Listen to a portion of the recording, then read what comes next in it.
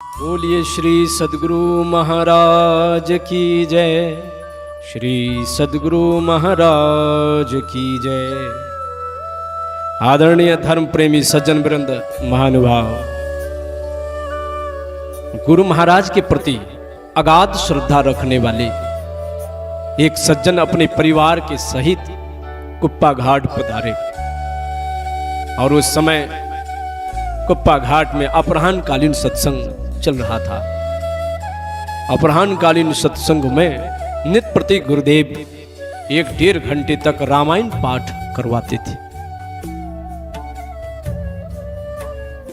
रामायण पाठ के उपरांत आरती हुई तो वे सज्जन अपने परिवार सहित गुरुदेव को प्रणाम करने लगे और वे सज्जन अपने बड़े पुत्र को आगे करके गुरुदेव के सामने खड़ा किया और हाथ जोड़कर कहने लगे कि हे गुरुदेव, ये मेरा बड़ा पुत्र है, इन पर थोड़ी दया कीजिए, इन पर कृपा कीजिए। ये व्यापार तो करता है परंतु बहुत घाटा लगता है, इन पर थोड़ी सी दया दृष्टि कर दीजिए ताकि इसके धन में वृद्धि हो, का व्यापार चले। गुरुदेव नीचे से ऊपर उस व्यक्ति को निहारा और गुरुदेव जान गए इनके भविष्य को। गुरुदेव ने कड़क कर बोले अपने लिए सोचो, अपने लिए सोचो। ऐसा जो कड़क कर गुरुदेव ने कहा तो वे सज्जन चुप होकर के अपने परिवार सहित गुरु महाराज को प्रणाम कर विदा होकर अपने घर को प्रस्थान किया।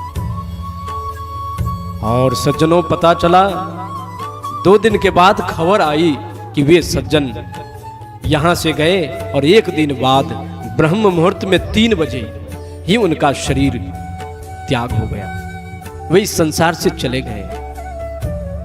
सबको आश्चर्य लगा कि गुरुदेव जानते थे कि इनका शरीर छूटने वाला है, फिर भी ये परिवार के मुंह में पड़ा हुआ है, अपने लिए यह चिंतन नहीं कर रहा है, ध्यान नहीं कर रहा है। सज्जन वृंद, महानुभाव, इस प्रसंग से हम लोगों को शिक्षा मिलती है। गुरुदेव हम लोगों को कहते हैं, क्षण क्षण पल पल समय सिरावे, नर्तन दुर्लभ फिर नहीं पावे।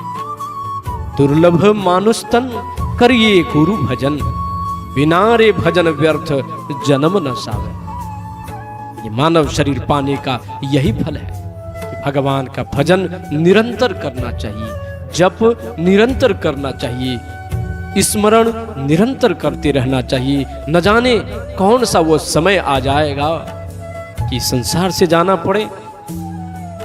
शास्त्रों में कहा गया है, दुर्लभो मानुषो देहो देहि नाम क्षण भंगुर।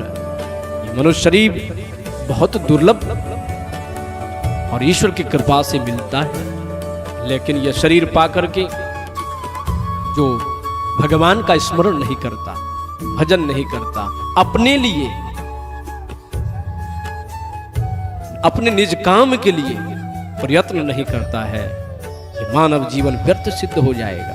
सज्जनों, अपना काम क्या है? अरे महाराज, आप एक घर बना रहे हैं, घर आधा बना दिए, आधा काम रुक गया और आपका शरीर यदि छूट गया तो आपके बच्चे, आपके लड़के उस काम को पूरा कर देंगे।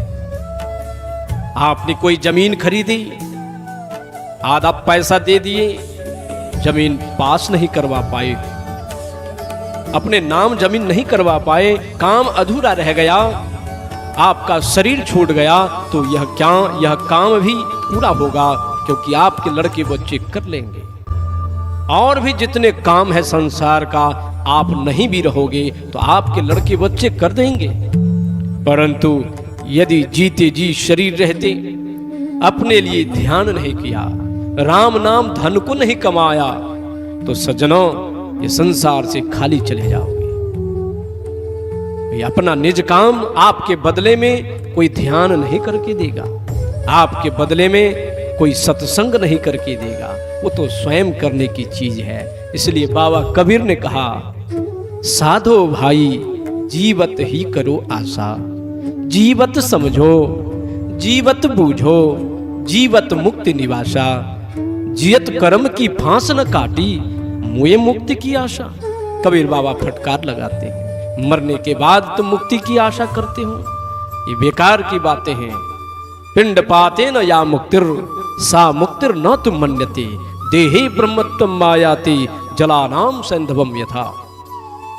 जिस प्रकार नदियां सारे आवरणों को तोड़ करके समुद्र में जाकर मिलकर स्थिर हो जाती हैं, इसी प्रकार जीते जी ध्यान भजन करके अपनी चेतन आत्मा को परमात्मा में जो लीन कर लेता है, उन्हें ही शांति मिलती है। यही मानव जीवन का लक्ष्य है सज्जनों। इसलिए बाबा कबीर ने कहा, आपन काज सवारू रे, अपने घट दिया न वारू रे। झूठी जान जगत की आशा, बारंबार बिसारू रे। अपने घट दिया न वारू रे। इसलिए अपने लिए सोचो। इसलिए गुरुदेव ने उस सज्जन को डांट करके कहा कि अपने लिए सोचो। इसलिए सज्जनों, हम लोगों को भी अपने लिए सोचना चाहिए, अपना काम बनाने के लिए प्रयत्न करना चाहिए। और वो अपना निज काम क्या है? ईश्वर की भक्ति। बोलिए सद्गुरु महाराज की जय।